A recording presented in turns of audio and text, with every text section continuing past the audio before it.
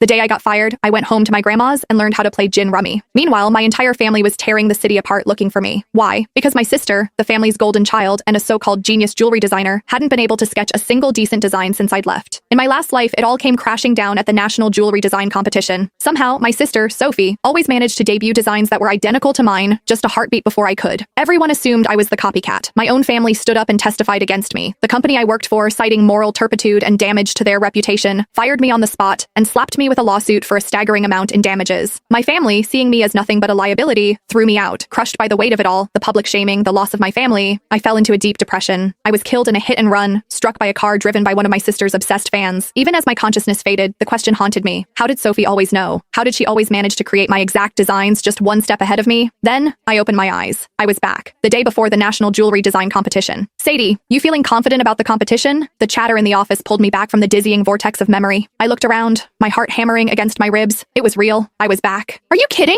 Sadie snagged the Designer of the Year award 3 times running, a colleague, Maria, said, giving me a playful nudge. She's got this in the bag. I managed a weak smile, unable to form words, because only I knew what was coming. In my last life, I submitted a design I had poured my soul into for days. On stage in front of everyone, I was branded a fraud. They displayed 2 sketches on the main screen. They were identical, down to the last delicate line of filigree on the setting. But the timestamp on the other submission was a full day before mine. And the artist? My dear sister, Sophie Walker. She stood in the audience, her eyes wide and red-rimmed, staring at me with a look of shattered betrayal. She brought a microphone to her lips, her voice trembling as it echoed through the auditorium. Sadie, how could you? If you were blocked, I would have helped you find inspiration, but to steal my work? Why? I was frozen. That was my design. It had lived on my encrypted laptop, unseen by any other human eye. Before I could even begin to explain, the crowd erupted. Get the plagiarist off the stage. The nerve of her, showing up with a stolen design. She doesn't deserve to be a designer. Fraud. I grabbed a microphone to defend myself, but my voice was drowned out by the jeers. A few scattered voices of support were quickly silenced when my own parents took the stage. They held up photos of Sophie, supposedly working through the night at her drafting table at home. They spoke of their profound regret, of how they were ashamed to have a daughter like me, and announced their intention to sever all ties. After that, it was over. No one believed me. Security escorted me out of the building. The moment I turned on my phone, it was a firestorm of hatred. Back at my apartment, I checked my laptop. No viruses, no spyware, no remote access logs. The computer and my physical sketchbooks had been with me at all times. There was no conceivable way the design could have leaked. But Sophie's was identical. Every idea, every spark of inspiration, every line I drew, it was all mine. I could not have copied her. It was impossible. Hey, Sadie. Maria's voice cut through my thoughts again. I heard your sister is competing this year too. Any friendly family rivalry? Who do you think will take home the top prize? Not long after I'd started at this firm, Sophie, by some mysterious coincidence, had gotten hired too. The mention of her name sent a jolt of pure terror through me. My fists clenched so tightly my nails dug into my palms, drawing blood. My sister, Sophie. When she was born, she didn't cry. While all the other newborns in the nursery were wailing, she was silent. My mother, convinced it was a bad omen, brought in a spiritualist, a so-called seer from the mountains.